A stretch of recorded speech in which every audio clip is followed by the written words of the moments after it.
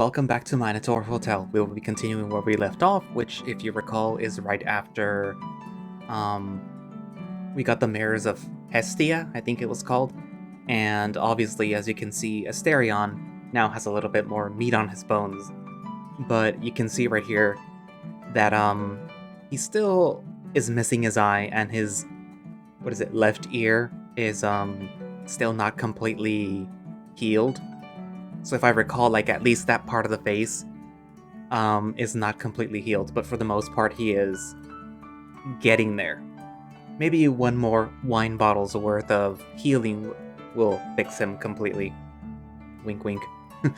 Anyways, well, yeah, let's get back to it. Let's see. What do you do for fun, Asterion? So I'm curious, before Master Clement came along, what did you do for fun here? For fun? I suppose I had a number of leisure activities over the ages, ever since the hotel was built, at least. I didn't always have the means, but I've always been an avid reader for a while. Mind you, I come from a time long before the printing press. I learned to read the Cretan language from my brothers by writing and reading letters in the sand. There was no paper during those times, and stories were recited from memory. Even today, the hotel can't manifest books. We still depend on receiving shipments from the outside world. But when masters saw fit to gift me some, I always enjoyed reading material. Poetry mainly, but how can I put it? I am curious about how the world outside is doing. I can never see it for myself, but when I read the stories, I can imagine. I often wondered how different reality is from what I imagined, and how much it has changed. Master Jean-Marie insisted I read The Hunchback of Notre Dame. He even showed me a few drawings of the cathedral, which he drew himself from memory. But I do wonder, what must it feel like to be there? How haunting must it be? I've never been in a church. I died long before Christ, but the guests have told me all about them. Stained glass windows, tall, mighty pillars, the arches, one's voice echoes all the way to the entrance, and the wooden benches. I wonder what Notre Dame de Paris must look like today, what it must feel like to walk alone through it, seeing all the statues of the apostles. Sometimes I even dream about what I was reading. That was a mercy like no other. There are very few things better than a good book.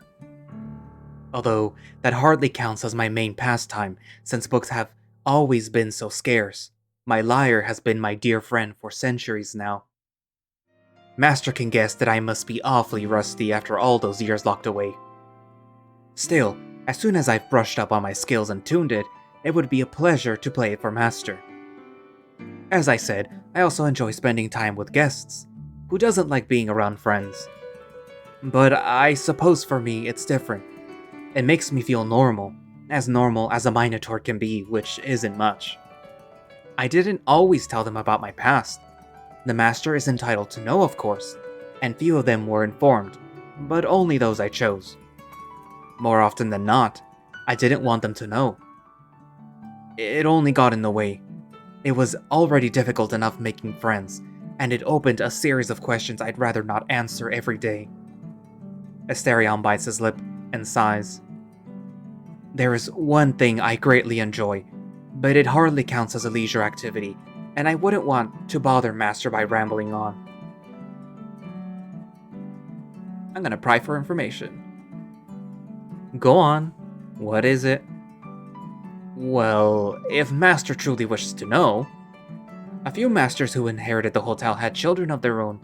More often than not, they were guests themselves before acquiring the deed, so they knew me well enough. I helped with raising the children. They were a joy, each and every one of them. Even the unruly ones, I might add. It usually took a while for them to warm up to me. I know I can be scary even for an adult, let alone a child. I can only imagine what must have gone through your mind when you saw me in the cold room. I suppose I should be thankful you did not abandon me right then and there. Anyway, the younger ones, if they happen to arrive at the hotel early enough, they were quicker to get used to me. Some would even say I was cute. They thought having a Minotaur friend was cool, playing with my horns, petting me.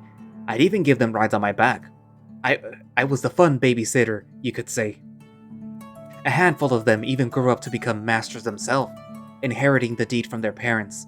Now that was a joy, serving the children I helped to raise. I was very proud of them, of who they became. The hotel had a special significance to them. It was a home like no other place could ever be. The hotel attracts those who are lost. Many of those children had no place to return to. Some had lost their countries entirely. That was a long time ago. I wonder if any of their descendants still live. Life exists only for a short while. I once knew a god. He told me that a human lifespan is like the blink of an eye to them. We're akin to pets. Father used to tell me not to grow attached to dogs, for they live short lives. That is how they see mortals. It's not the same for me. I may have died already, but I experience time like any other person would. Indeed, life exists only for a short while, but it's long enough to be enjoyed. Better not to think too much about those matters. What else? I enjoy exercise. I wasn't much of a fighter at heart, but I was trained for it. I was taught to always remain sharp. Speaking frankly, I cannot wait to have some exercise. Not tonight, perhaps. It's still too soon, but the day will come. What else? What else did I enjoy? Music. I played the lyre, yes, but the radio. Oh, that was very nice. Master Jean-Marie made sure I listened to all the French singers. Humanity truly is wonderful.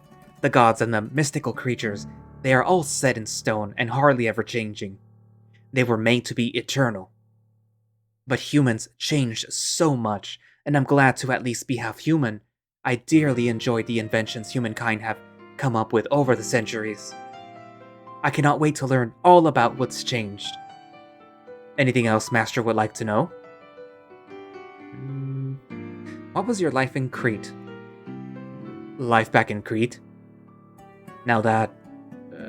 my memory is hazy, to say the least. It's been so long, I'm not sure what I remember is even correct. But... Crete was quite the power back then. That was before Athens gained traction. I was raised in the Palace of Gnosis. It was an immense, sprawling building, perhaps the greatest the world had ever seen at the time. I had many siblings. We played when I was allowed to. I couldn't leave the palace often, but I used to sneak out with my brothers to go hunting wild goats. I was swift-footed. My hooves helped me cross Crete's hard volcanic soil. I had a mother and a father like any other child. My mother's name was Pasiphae. She, in retrospect, I realized wasn't all there. In the head, I mean. I didn't quite understand it back then, but I don't think she liked seeing me. I reminded her of what she had done, and of her reputation. My adopted father was King Minos. Assuming I wasn't misbehaving, he treated me well for the most part, because I was sacred. Then I got sent to the labyrinth. I don't remember how old I was then, maybe 12 or so. My sister, Ariande, convinced father. She said I would become dangerous. It took a while, but he was swayed. I was carted off and left there with only an axe to fend for myself in that labyrinth built by the artisan Daedalus. That's what life for me was like in Crete. Isn't it curious how we hold on to the memories of our childhood? I've existed for thousands of years now. I died young, before my 12th birthday, and yet so much of who I am comes from those 12 decades. I often wonder what life would have been like were I not a hybrid monster. For starters, Mother wouldn't have lost her mind. My sister wouldn't have tried convincing Father to send me off. I would have had a normal childhood. Make no mistake, life back then was not easy and dying young was not out of the ordinary. A land like Crete had to keep itself armed, too. Had I been born fully human, I could have died young by disease or in early adulthood in combat.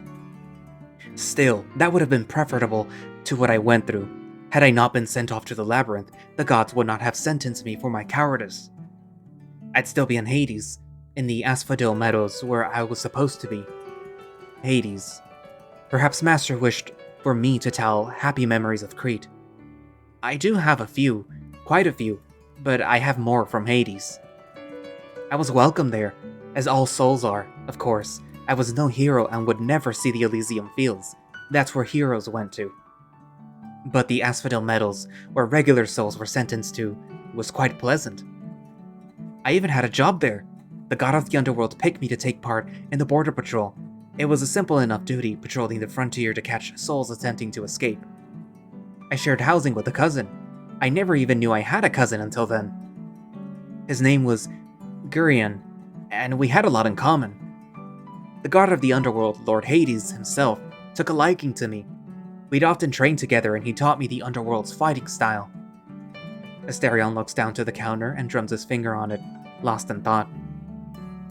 I was a good patrolman. I wouldn't have minded staying there. That's about it, I suppose. Does Master have any other questions? What's your favorite foods? My favorite food? Master should not worry about that. I eat the leftovers. Anything will do for me. And it's not like I can die from starvation. Ultimately, it doesn't really matter. But surely there are things you prefer, or foods you won't eat?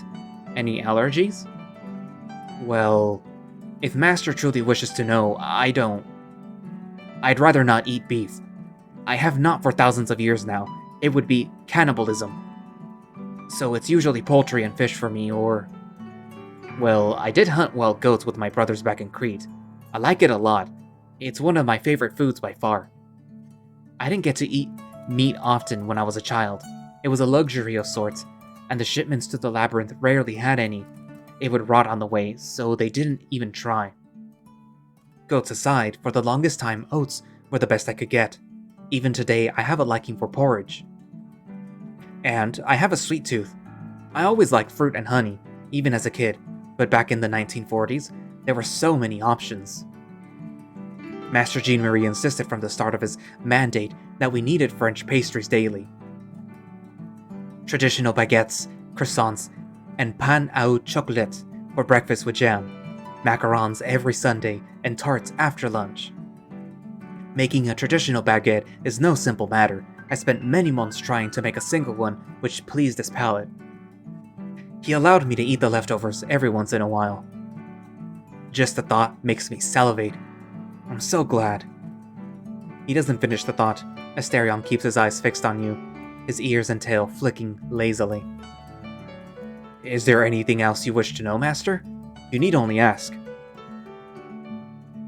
What's your favorite memory? My favorite memory? Now that's a tough question. Asterion drinks more of his wine, then rubs his hands together against the counter. He sighs, looks to you, then looks back down again a few times.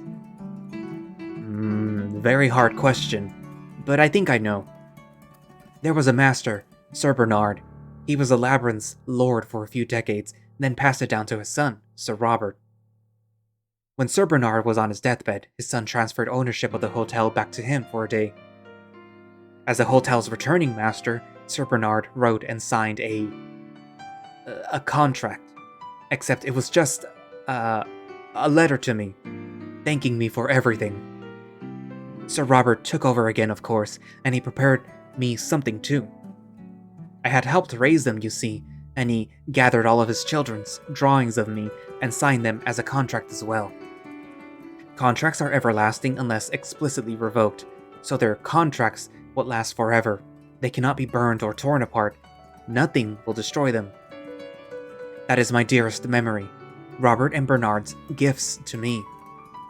The contracts, they are everlasting, but I know Clement tore apart the ledger where we kept them. They must be hidden away somewhere. Eventually, I'll find them again, even if it takes me years. After all, I have all the time in the world, don't I? The Minotaur takes yet another swig of his wine. He sways left and right, his eyes half closed. I have another memory just as sweet. When I was in the underworld, I made friends, One of them gifted me with a statue of a red ox. He was a herder in life. It was fitting, of course, I brought it with me to this place. The only thing I managed to bring. It was supposed to be in my room, but... Again, Clement. I was loved. The letters and the statue, I cherish them dearly. But love needs no gift to be remembered. Asterion looks down again. He holds the wine bottle against his chest. When the conversation naturally exhausts itself, you both let inertia carry you into a comfortable silence. The warm buzz of the alcohol in your system does much to ease the day's drudgery, as does the newly rekindled hearth's fire, convivial crackle. The seats bear your weight admirably despite their age, and the rustic scent of wood and smoke and fine leather upholstery makes relaxation as effortlessly as breathing. Though you and Asterion are the only occupants of the lounge, things seem a little livelier than the stark row of unclaimed stools would suggest. With the hotel's improving condition, each one brims over with potential for future patrons to serve. There's something about the firelight's ability to captivate the heart that harkens back to time immemorial. As though riding into your bones by the struggles of your ancestors, the dancing shadows stir an impulse that your mind can only dimly direct. For a moment, Asterion's presence is so insubstantial that you feel alone with your thoughts. Out of the corner of your eye, you see his bovine brow crease, eyes slowly flickering back and forth between you and the fireplace. His mouth opens soundlessly for a moment, but closes just as quickly as though the subtlest perturbation of the air would be enough to shatter the idyllic scene. In the soft light, Asterion's countenance grows soulful, and then cold and lucid. Perhaps as a quirk of his immortal body, he seems to sober up more quickly than you were expecting. His gaze finally settles on the fire, with the stone-faced focus of a trained guard, alert but betraying no further sign of his feelings. You cannot say how many hours you two have spent before the fireplace, looking with a simple, rapt attention to the flame. Heedless of the passage of time, the greedy moments stretches on as long as the compulsion of your biology will allow it to. The feeling of your chin hitting your chest eventually jolts you from the quiet reverie. You didn't even notice you were starting to nod off. Bleary-eyed, whether with inebriation or fatigue, you check on your phone. It's almost midnight. Asterion furtively steals a glimpse at the clock on your smartphone's screen, but raises no comment about it, curiosity waylaid by duty. He speaks at least. It is quite late, Master. Would it please you if I prepare dinner before you retire for the night? This time I can cook you a proper meal.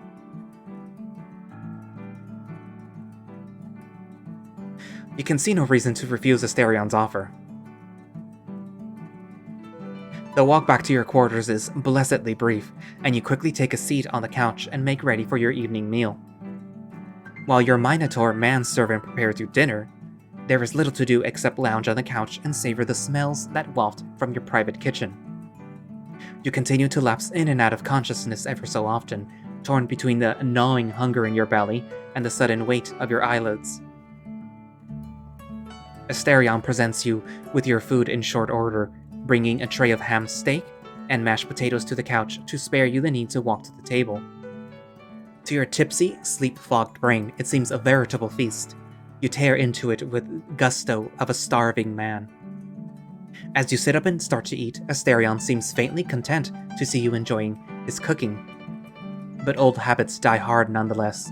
The Minotaur bows dutifully before cantering away to let you enjoy your meal in solitude. He is gone before you can think to ask him to join you, and though you know he is but a simple shout away, you think better of asking anything else of him. Once your hunger is sated, sleep is upon you in a moment. You set the tray down at the side of the couch and close your eyes. The last sounds you hear are the faint click of Asterion's hooves against the floor, and the jingling of silverware as he carries your leftovers back to the kitchen. A slow, sneaking clop raises your semi-conscious brain through the haze of fitful sleep, followed by a sudden sensation of warmth and a gentle pressure across your entire body. You soon fall into a deeper, easier slumber. Hades, Arrival.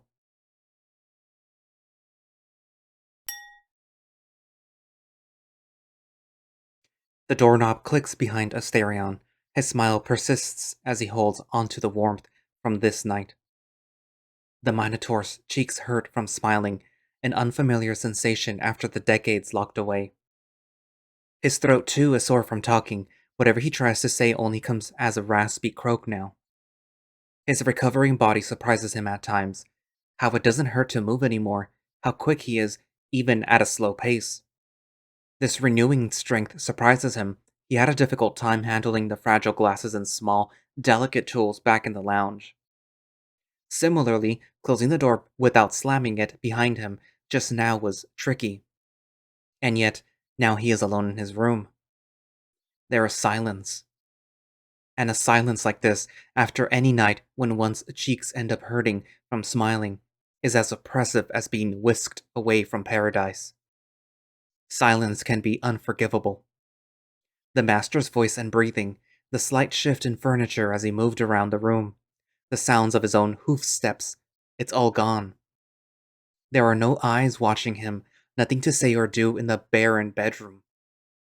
He lays on his bed, looking up at the ceiling. The bedroom has no windows, just a single light bulb shining overhead. Asterion swishes his tail. The tuft of hair at its end provides him with a single sound. He clutches his pillow beneath his head. His fingers contort into shaking fists, and the light imprints a stain on his eyes. The corners of his healed mouth hurt. It's been decades since he smiled this much. Left alone, there are no distractions from dark thoughts. About that master, and all humans for that matter.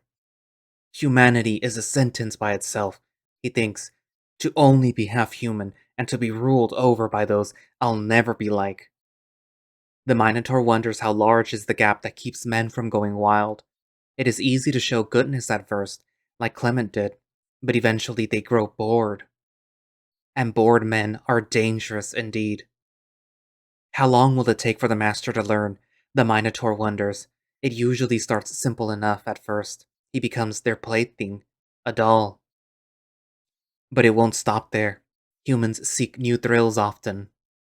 Clement was a special case, a man who started out good but went wild like none before. But yes, there were many masters who had the same seed in them, only it germinated slower. Even Master Jean-Marie had it, to an extent. There was that time. Asterion jolts up, stopping himself from progressing down that road. There are thoughts too dark for such a late hour, and what does it matter now, thinking about the well-buried dead? His mind goes back to the current master. A single good night does not make up for a terrible past, and a frightening future. Asterion thinks back to Argos and his contract, and how the master handled it. Master Emilio managed to trick the snake. Perhaps that should bring the Minotaur some relief, that the valley's monsters may not be an issue with an astute master, but he knows a witty leader can bring dangers of his own. The smarter the master, the more dangerous he can become, and the worse the torments will be if the Minotaur ever displeases him. The Minotaur keeps thinking himself to exhaustion, analyzing every possibility regarding the new master. He does not notice drowsiness setting in, nor the sleep's merciful embrace. Poor Asterion. Been traumatized. The Minotaur dreams. A field of white flowers swaying under a chilly breeze. He was lying face down on the soil, and the flower stalks and leaves tickled his back as if trying to rouse him from sleep. The soil was damp and smelled of perichor, and dense vegetation. Asterion caressed it, scratched it, felt the sand's water seeping into his fur. Everything hurt. With every heartbeat, his head and eyes were hammered. His whole body burned in exhaustion, dizzy and nauseous. But above all, his neck. It burned as if a searing hot metal wire strangled him. The Minotaur tried breathing, but it was as if his lungs couldn't pull in any air. It would have made him despair were it not for the overwhelming pain distracting him. Time passed. How long he could not tell. Asterion had only the soil, damp and aromatic, and the flowers swaying above him. He dug into the loomy ground. The coarse texture slipping around his fingers made the pain bearable. And then, a chill ran from his skull down to his spine and to the tip of his tail. He breathed a lungful of air, and he could hear his own ragged grunts of relief. The Minotaur flicked his ears, as if his full senses returned. The swaying wind. He could hear it again now alongside the rustling leaves. He propped his chest up, supporting himself on his burning forearms, and taste came back to him. Iron. He coughed, and cold, dark blood poured out from his mouth. It fell on the white fur of his hands. His tongue remained coated in the black oil. It was bitter tasting like a forge's fumes smelled. He knew this scent well. As he tried to gather himself, the blood dripped down to the soil. His fur remained matted with red, while the dark oil dripped down. Cursed blood, he thought. But something else came to mind as well. The chill that brought him back. It was under his tongue, a hard, icy lump. He tried to spit it out to no avail. His insides lurched, and he lost control. He retched, but nothing would come out. It was another hour before he managed to stand up and see the horizon. There was no sky above, only sharp-edged rocks pointing down like knives. The horizon itself was painted with serpentine rivers, their waters crashing around and leaving foamy trails. The land was dark, and yet light seemed to seep from all the surfaces. The ceiling stalactites shone with turquoise, the field of flowers blinking with white lights when the breeze blew by. The soil itself shone with a subdued, almost royal purple, and the breeze had a freshness to it. The river's crashing waters filled the air with little droplets. Water dripped here and there from the ceiling with an almost lazy grace, like a god slipping gifts to the people below from above. A man waited by the river's shore, looking up to the Minotaur. He beckoned, and right there Asterion's mind was set at ease. This beautiful land was his mercy. The knot on his throat and the lump under his tongue would be the final pains he'd ever feel. He had been freed. Chapter 5. Soft Opening.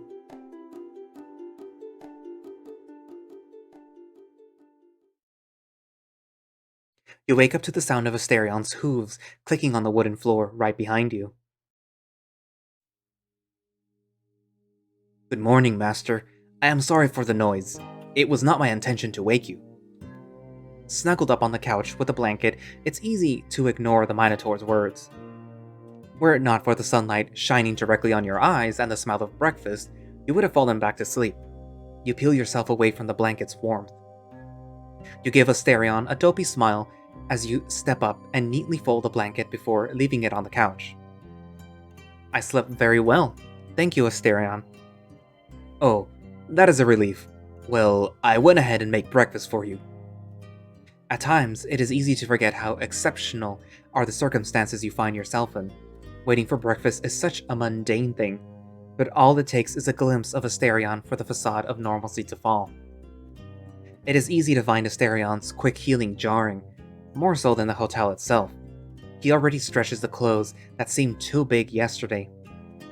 Speaking of his clothes, he is wearing the same old outfit from yesterday. One could say there is almost a touch of nostalgia to how he dresses, as if he wanted to hold on to the past. Or it may be more practical matters, that this is the outfit you told him to wear. Say, Asterion. Yes, Master. About your clothes. Is that all you had to wear? Yes, this is all I could find. I believe Clement threw most of my clothes away, much like how he disposed of the wine. All that is left is my current outfit. And, an old perizoma. Perizoma? I must have slipped. I'm sorry. It's an old style of loincloth. It's what we wore back in Crete. Well, you can't just wear the same clothes every day, and 70-year-old clothes at that. Maybe you could try something modern? We can just summon food and water here, right? Surely I can get you some clothes, too. Of course, Master. Just command and the hotel will bend to your will. The The hotel flickers around you as reality rewrites itself. You picture a shirt you could see yourself wearing. It's a simple task. Something bold, brave, and exuding confidence. I hate the shirt that he makes for him. Out of nowhere, a bundle appears in your hands. It's a pair of blue jeans and the V-neck you came up with. Asterion stares, visibly curious. Perhaps it is fitting that I have more modern clothes to wear. Today might be a special day. Now that the hearth is lit, guests may find their way to the hotel again. I want to make a good impression. Maybe the clothes I picked are inappropriate. I wouldn't know.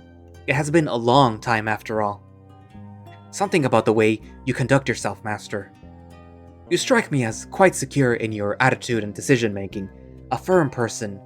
I am inclined to believe your judgment for what is appropriate must be reliable. What should I wear today, then? And, this is to dress Asterion, you blah blah blah blah blah blah. I could just tell him to go in his, little loincloth. But nah, I really hate this shirt. Later on, you get to change something else with Asterion. But for now, it's just the clothes. And I guess we're gonna go with the Moo shirt.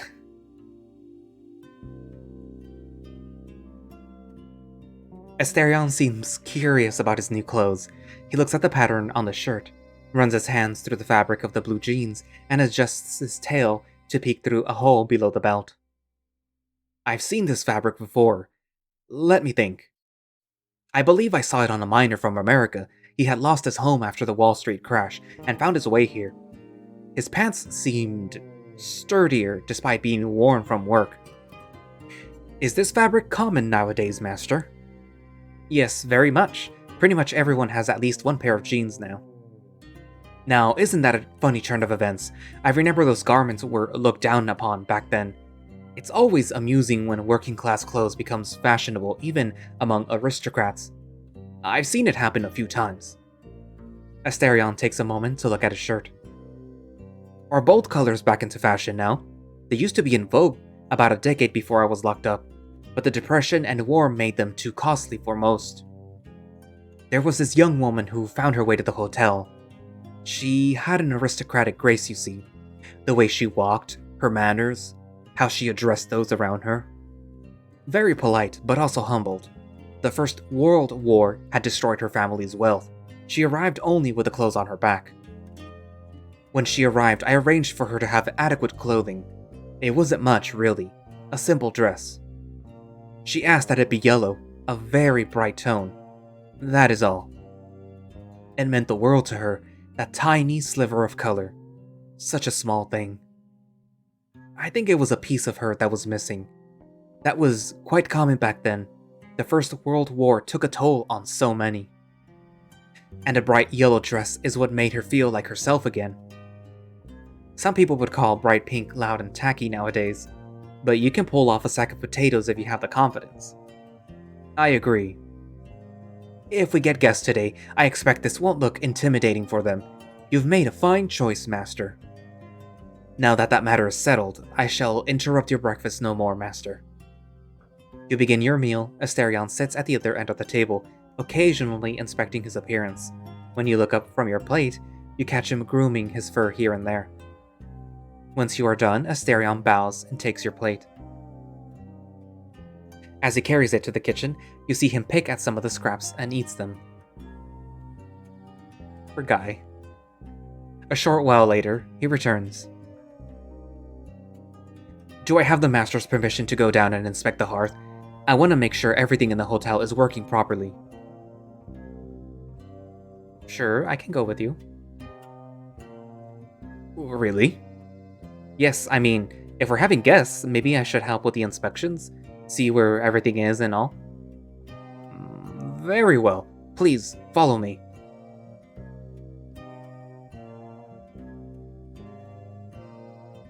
Kota. 1. Journey to the West. Our first guest.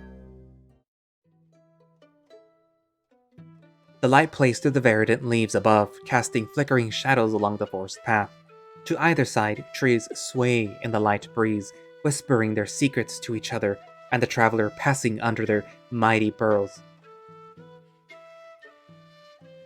The dragon hums a quiet, simple tune to himself, his deep rumbling bass a counterpoint to the rustling of the leaves above. Through his travels, during these long, lonely years, he's come to appreciate the sound of the world around him. He's learned how to tune himself into them, letting them flow around him like the river from which he was born. They are his companions, constant and dependable. They fill the silence. They bring peace to his mind and heart during his long, seemingly endless search. As he walks, his humming trails off as the wind dies down. He reaches into the bag slung over one shoulder and pulls out a plastic bottle of water. His deft, clawed fingers quickly unscrew the cap, and he tips it back to let the life-bringing substance pour into his waiting maw. It never ceases to amaze him how many conveniences like this have popped up over the years. When he had first started his journey in the land of his birth, clean, fresh water like this was an almost sacred commodity. Something to be rationed out and stretched to the last little drop. Now it could be bought at a pittance. His thoughts turned to the young man at the store in the small town he had left earlier that morning, who had insisted on packing his bag full of water bottles and snacks for the road. Richard was his name, and he was the co-owner, along with his wife, of the hiking supplies outpost where the dragon had spent the last few days. He worked, and they provided food and shelter. That was the agreement, similar to the ones he'd struck along the winding road behind him. And when the time had come for him to leave, as it always did, Richard had shaken his hand and patted his shoulder, and wished him farewell like an old friend. A cherished friend. And yet, Richard was blissfully unaware of the simple fact his guest was not human. The charm he kept hidden maintained a disguise of humanity. Gretchen, Richard's wife, and better half, the man had always said with a wide grin, had fussed over the dragon. A nice pair of hiking boots would do better than the old worn sandals on his feet, she argued. The dragon had only laughed. They'd done more than enough for him, and had both his gratitude and his blessing, before leaving the two of them waving from the door of the shop. He hadn't looked back to them. He never did. The dragon shakes himself out of his thoughts, caps his water bottle, and drops it in his bag. He has no time for revere. By the shadows on the ground, it looks to be somewhere around the late afternoon, and he has far longer to walk before the day is done. His name is Kota, and he is a drifter. However, his travels are far from aimless. The dragon is searching for something dear to him that was lost a long time ago. As Kota wanders along the path, listening to the soft sounds of nature all around, his ears begin to pick up a quiet, familiar noise, as familiar as his own breathing. A river. Before he can stop them, his feet take him to the source of the sound. He leaves the trail behind, slipping through the undergrowth and leaping over fallen logs with a sinuous agility that belies his size. Finally, the trees give way to the sight of a winding, burbling stream. It's shallow, but Kota doesn't mind. He steps out of his sandals and takes his seat on the riverbank to slip his tired feet into the running water. It's warm, so warm. Old, half-forgotten instincts fill his breast, making the dragon's breath hitch in his throat. It's been so long since he's had a proper bath in a warm river like this, and the need to feel the water's embrace itches over his scales and pricks at the far corners of his languid mind. His yukata, worn and smelling faintly of sweat and road dust, comes off first. Kota picks up the tune he was humming earlier as he folds the garment in his lap, over and over into a nice, neat bundle, and then carefully sets it aside on the soft grass. The dragon looks around for a moment, ensuring he's completely alone, and then unwinds his fundoshi from around his hips with the same practiced grace. I wasn't expecting that little thing right there. He knows full well that there's no shame in his nudity, but centuries of wandering the new world have allowed modern sensibilities of modesty to rub off on him. It says, whoops, can't show that in a Christian visual novel. None of it is helped by this age's laws. There was a time when creatures like him were free to plainly wander the world of men. Nowadays, there are consequences to breaking the secret.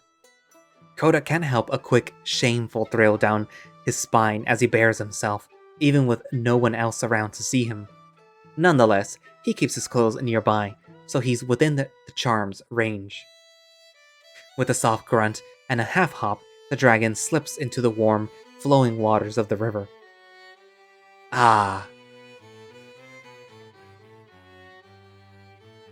As soon as the water touches his scales, his muscles relax and he sinks waist-deep into the river. The low sigh escapes his lips in a slow, lazy exhalation, and his maned head falls back to rest on the riverbank.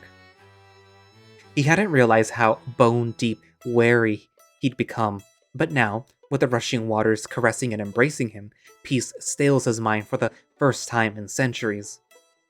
The warm currents feel familiar, like an old friend, an old lover, welcoming him to a home he'd left behind long ago. As he lounges against the riverbank, feeling the hard, smooth pebbles beneath and the swirling, flowing river enfolding him, Kota grasps at that familiarity. He follows his mind to wander along with his hands. Over his shoulders and across his chest, his claws picking at the ridges between his scales. Down to his belly, across his sides and hips, his thighs. As his pensive thoughts sink into the warm haze of his meditation, a finger brushes the soft, scaled lips of the slit of the dragon's crotch.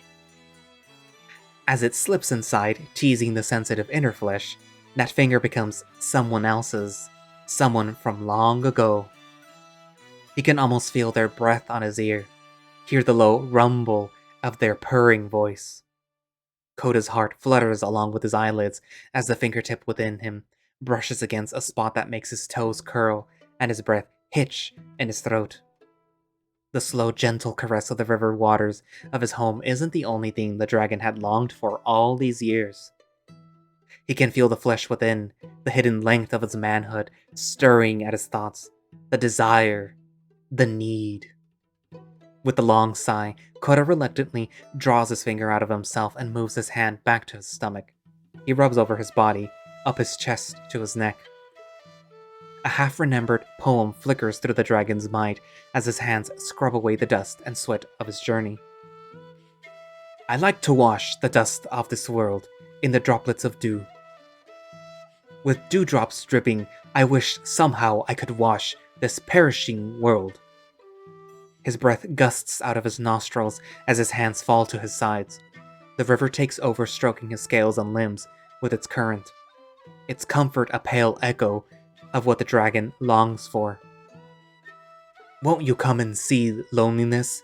Just one leaf from the Kiri tree. Basho, right?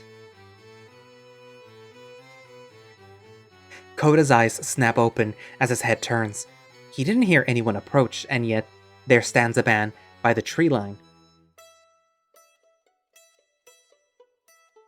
Sorry to sneak up on you like that. You don't mind some company, do you? Sounds like you could use it. No, I do not mind at all. Please. The dragon schools his face into a welcoming smile and gestures the man forward with a languid wave. For a moment, Kota is worried that his nakedness might embarrass his impromptu guest, but the man settles comfortably on the riverbank nearby. The dragon scoots closer to his discarded clothes. Sorry again, I've been walking all day, and my feet are killing me. The stranger kicks his shoes off with a long sigh, and then slips his feet into the water much like Kota did earlier, downstream from the dragon, which makes Kota smile as he gives the man a nod. Believe me, I do not blame you at all. I myself have only stopped here for a moment's rest. It's a nice place you found, even if it's only to rest for a moment. Where are you headed from here, if you don't mind me asking? Oh, here and there. I'm more of a wanderer, you see. And you... The dragon looks to the stranger with a polite, but expectant expression. In my new clothes, I feel so different, I must. Looks like someone else. Ah, a fellow fan of Matsuo-sensei's work, I see. That's right. My friends call me Jean. I was making a delivery, but I got just a little bit lost. The man rubs at the back of his head with an embarrassed laugh, and Kota lets out a soft chuckle. Ah, but it's when we are lost that we are most easily able to find ourselves. Of course, it is easier when we have some help. I'd be glad to lead you back to the road, Jean-san. Thank you, Mr. Ah, subimase. I am Kota. Well, it is good to meet you, Kota, and your help would be greatly appreciated. The man offers his hand with a wide smile, and Kota turns to shake Jean's hand, as he's grown used to doing with everyone he meets. However, he can't stop himself from giving Jean a short half bow from his sitting position. Pardon me if I'm assuming, but you're from Japan, yes? Hi, that's right. It's been a long journey from the lands of my home, but I have enjoyed the wandering. It is marvelous to see new sights, is it not? Like this river. The dragon gestures to the idyllic landscape surrounding them, the rushing, chuckling water, and the wind through the trees singing a soft, gentle song. The large bogs overhead providing shade while allowing diamonds of sunlight to sparkle on the flowing surface of the river, the cool grass on the river's edge. I made my home in such an unspoiled river long ago. Untarnished nature holds special significance to me. You and I may be the only ones to have seen this place in years. See how untouched it is. Smell the freshness of the air. Jean laughs. Or Jean. It's probably John. Marie. Well, you're certainly passionate, Kota. That's always good to see in a fellow traveler. I am from Europe myself. Even there, places like this are becoming a rarity, sadly. But there's still so much to see. It's why I became a delivery man, you see. I guess you could say that's the wanderlust in my blood. It seems you two are a long way from home, Jin-san. I'm sure you've gathered many stories in your journeys from place to place. Oh yes, more than enough for several lifetimes. I could tell you some of them while we walk, if you're ready to get going. The dragon rises to his feet. The water flows down and off his body like a silken robe. With a groan, Kota stretches and then climbs up onto the riverbank, completely dry. Allow me a moment to get dressed, and then I will be prepared. And if you'd like, I'd quite a few stories of my own travels that I could share with you as well. Sure, I'd like that very much. The two exchange glances and nods. A spark of understanding and acceptance flickers between Kota and Jean, the understanding of two fellow travelers sharing the road with each other. This is Jean-Marie, isn't it? As the two men walk side by side, their conversation and laughter fills the air. Jean relates the story of a particularly difficult delivery up the side of a mountain, a trip that took the better part of 3 days. In return, Kota tells the man of all the places he's been and the sights he's seen. Forests much like this one, cities and towns both ancient and modern. Even that one time with a rock slide. Now that was quite the adventure. Jean laughs as he claps the dragon on the shoulder. Amazing, you're really a well-versed traveler, aren't you? Well, I've been on the road for so long that it has nearly become my home. Oh, I know how that feels. Sometimes when I'm on deliveries, it feels like the only thing I've ever known. Wait. The man's expression shifts as he's looking around. Finally, his eyes light up in recognition. Oh, so that's how I got turned around. I think I can find my way from here, Kota. Thank you very much for your help. It was no trouble at all, Jean-san. However, before you go, you want to ask me something, don't you? Ah, am I that easy to read? In any case, have you ever encountered, well, something that couldn't be explained? What do you mean by that? Well, it was quite a while ago. It was quite a while back. Back in Nihon, I once encountered something most peculiar during my travels. I have been looking for it ever since. It may sound impossible, but from a spring of warm water I saw something extraordinary. It was a dragon. Kota clutches his charm. Hi. He has red scales, a shade darker than blood. So, have you seen him? The man hems and haws for a long moment, scratching at his beard as he loses himself in deep thought. Kota holds his breath, his gaze locked onto Jean, until the man finally lets out a gusty sigh. I have come across many, shall we say, unique things across my travels. Few things can hope to surprise me. But I'm sorry, I wish I could help you, but I haven't run into anything like that. Oh, well, I suppose it was a long shot. Thank you very much for your company, Jean-san. Good luck with your delivery. The dragon turns to follow the road, not looking back to Jean, as always, until the man calls out. Although, when Kota looks to the man, Jean is combing his fingers through his short beard. He hesitates for a moment, as though getting his thoughts together, and then nods.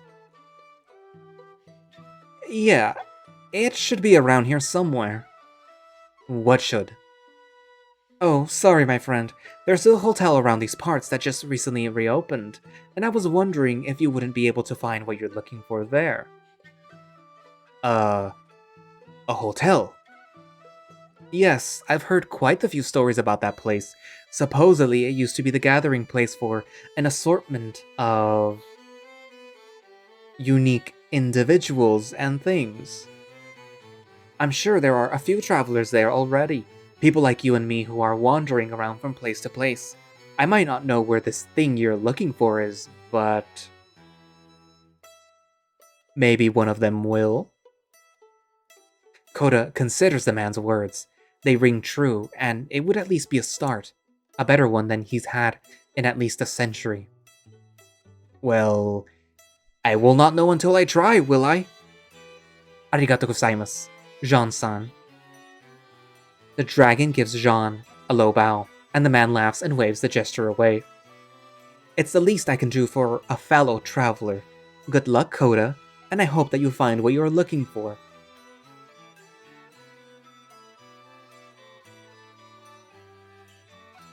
The two part ways, Jean to complete his delivery and Kota to continue following the road wherever it will take him. His eyes are on the horizon, the spot where Jean pointed when he mentioned the hotel.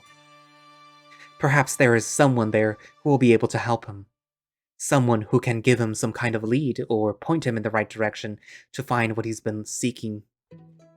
Or maybe, like so many other times before, Kota will find himself disappointed. They say that it's not the destination that matters, but the journey. In his long years of wandering, the dragon has grown envious of those who are able to believe those words. However, as he follows the road, Kota finds a renewed spring in his step. A small smile curls his lips, and once more the rumbling of the hummed tune joins the sounds of nature filling the air around him. His heart feels light, lighter than it has in centuries, lighter than it's ever been since it first felt the scarring, searing pain of his loss. Perhaps this is hope, he thinks. Hope for the long-awaited end of his journey.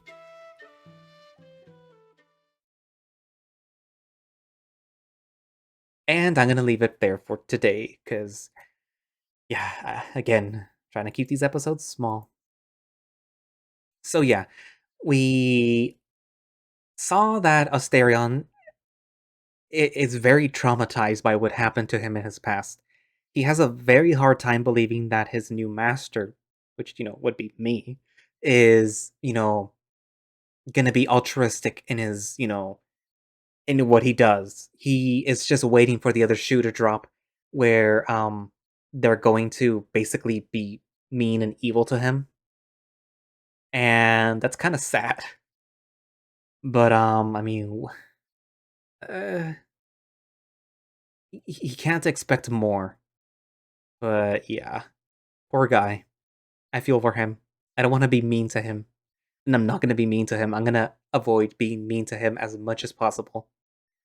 And I'm going to yeet Argos the next time he shows up. Because I know he does show up again. But I know what to do. But anyways, yeah, so we also got to meet, Kota, our first guest. And he is a dragon, obviously from Japan. And he's, I think, like a water spirit or god. I'm not exactly sure. I don't remember what it was. And we also got to meet Jean, who is I have an idea who he is. I mean, he's obviously either Jean Marie, Asterion's old master, or he's somebody pretending to be him, or as it turns out, maybe it is actually Jean Marie, but it's actually somebody else, and he just uses that, you know, what's the word, like a pseudonym or like a fake name, just to blend in. And if that's true, then I know who, or I have an idea of what it might be. So yeah. Um, well, I guess that's it for this episode. So yeah. If you have any comments, you can just write them in the comment section. And rest assured I will be a good master to Asterion, until I don't know if you get to you know, date him or whatever. I don't think you do. But yeah. Anyways, thank you all for watching slash listening, and if you would like to play Minotaur Hotel yourself, there will be a link down in the description. If you would like to support Nanoff, he has a Patreon, and you can support him and all the artwork he does and the comic that I keep forgetting the name. It's the old wolf, well, the boomer wolf, and the tiger who's like a Gen Z or maybe like a Gen X. I don't know, to be honest. That would be like a really big age gap if he was like a millennial and the other guy was a boomer. Or no, like a Gen Z and a boomer. That'd be like almost 20 to 30 years difference. But anyways, yeah. He does really good work, and like all the sprites you see in this game are from there. So, you know he does good work. And yeah, and if you would like to follow the Minotaur Hotel's Twitter, then I would also put a link down for that. And I guess that's it for now in my rambling, and I will see you guys in the next episode. Bye bye.